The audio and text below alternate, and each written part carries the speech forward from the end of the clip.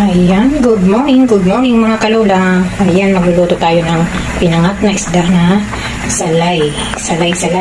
Dahil wala akong nabiling pangatin, ayan, pwede na yung isda na yan.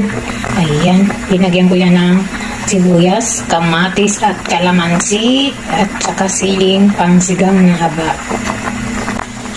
Ayan, at maglalagay tayo ng dahon ng kamote.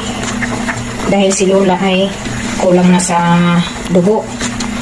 Dating high blood si Lola, ngayon ay kulang na sa dugo dahil hindi mapagkakatulog. Ganun ba talaga tayo pag nagkaedad na? Eh, marami na tayong nararamdaman, kaya kailangan natin ng sabaw. Ayan, lagyan natin ng dahon ng kamote at maglalagay tayo ng ayan, sibuyas, dahon ng sibuyas.